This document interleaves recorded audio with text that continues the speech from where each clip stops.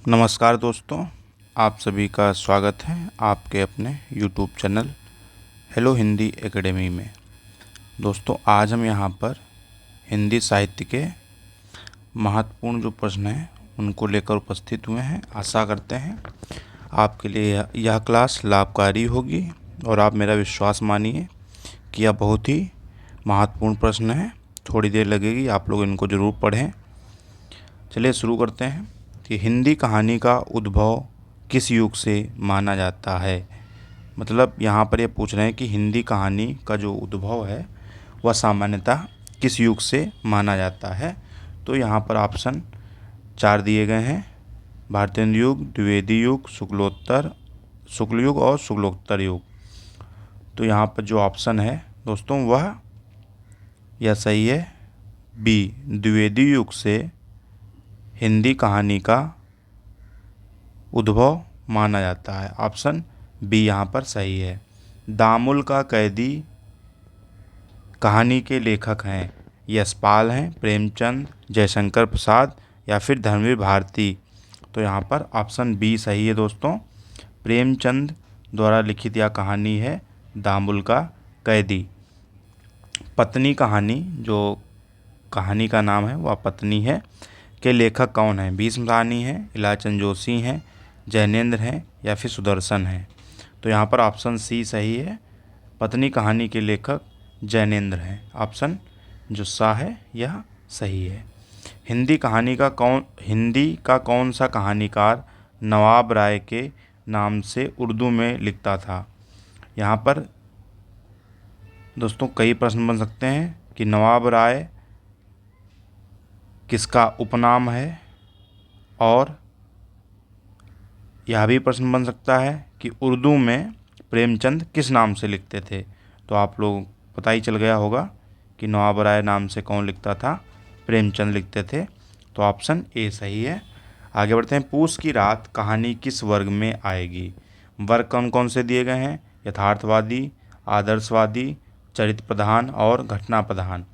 तो जो पूस की रात कहानी है यह प्रेमचंद द्वारा लिखित बहुत ही मार्मिक और बहुत ही प्रसिद्ध कहानी है। तो यह जो कहानी है वह यथार्थवादी कहानी है। इसका वर्ग क्या है? यथार्थवादी। अरुण और मधुलिका किस कहानी के पात्र हैं? अरुण और मधुलिका किस कहानी के पात्र हैं? मंत्र के हैं, पंच परमेश्वर, ममता या फिर पुरस्कार। तो यह जो पात्र हैं यह पुरस्कार कहानी के पात्र हैं। कौन कौन से? अरुण और मधुलिका। यह जो प्रश्न है दोस्तों यह पिछली परीक्षाओं में पूछे जा चुके हैं और बहुत ही महत्वपूर्ण प्रश्न है। अगर आप लोग हमारे चैनल पर नए हैं तो कृपया चैनल को सब्सक्राइब ज़रूर करें, और वीडियो अच्छा लगे तो लाइक कर दीजिए। नहीं अच्छा लग रहा है तो एक बार कमेंट में हमें सुझाव ज़रूर दें आप लोग। किस कहानीकार की कहानियाँ मनोविज्ञान की दृष्टि से केस हिस्ट्री सी प्रतीत होती हैं? मतलब कहने का है कि मनोविज्ञान की दृष्टि से केस हिस्ट्री, जैसे किसी एक केस को लेकर चलती हैं, तो वह कौन सा कहानीकार है जिसकी कहानियाँ केस हिस्ट्री से लगती हैं?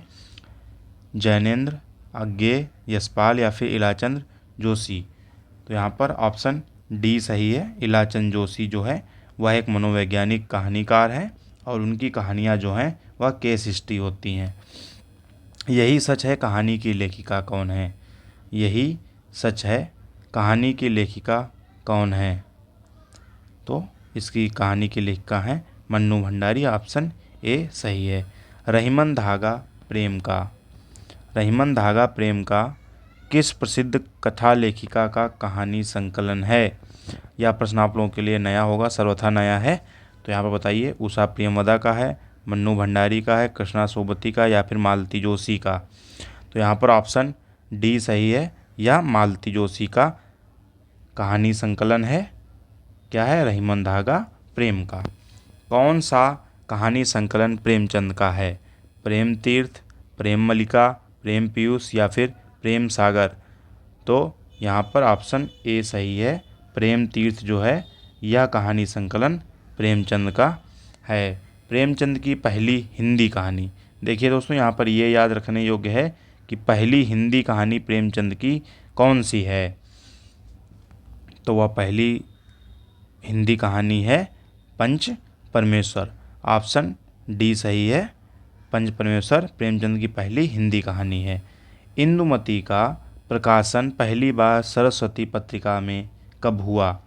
इंदुमती जो कहानी है उसका प्रकाशन पहली बार सरस्वती पत्रिका में कब हुआ था? ऑप्शन 4 दिए गए हैं, 1900, 1902, 1910 और 1903। तो यहाँ पर हम ऑप्शन ए के साथ जाएंगे।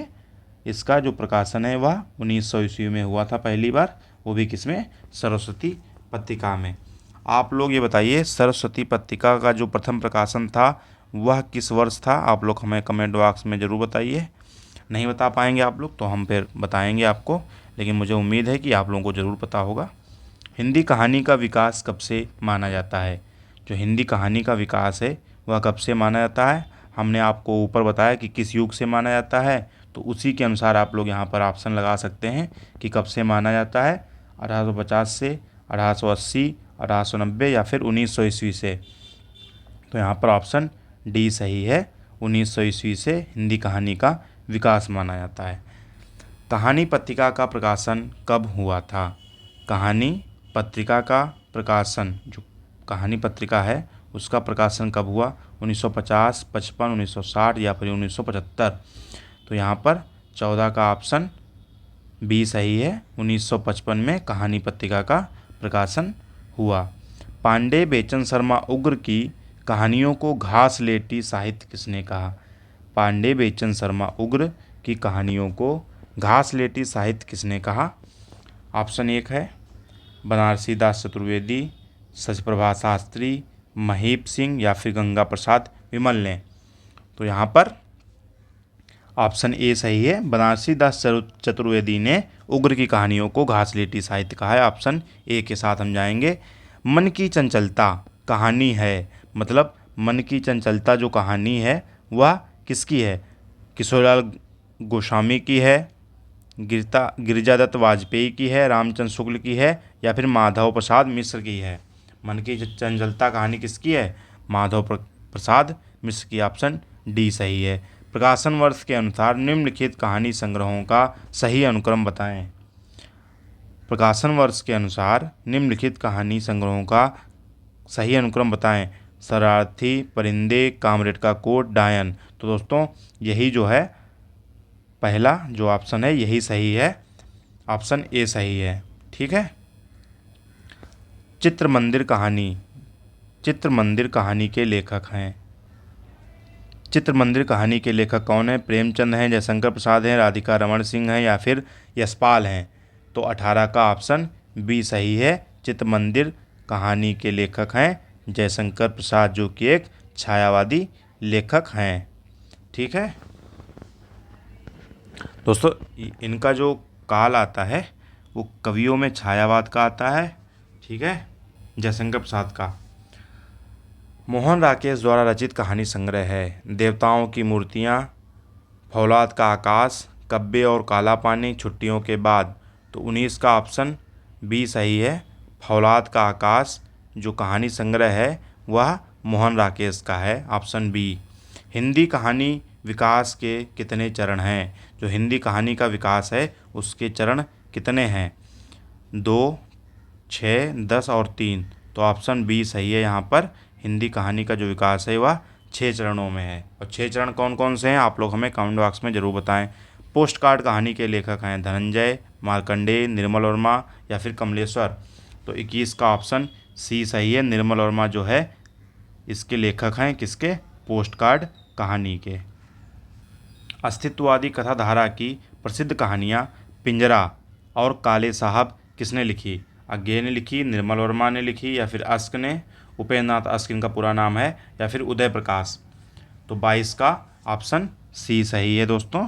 यहाँ पर जो गा ऑप्शन है यही सही है। उपेंद्र नाथ अस्क जो है इसके रचयिता हैं। किसके? रचयिता नहीं दोस्तों, लेखक। रचयिता तो उसमें कहानियों में होते हैं।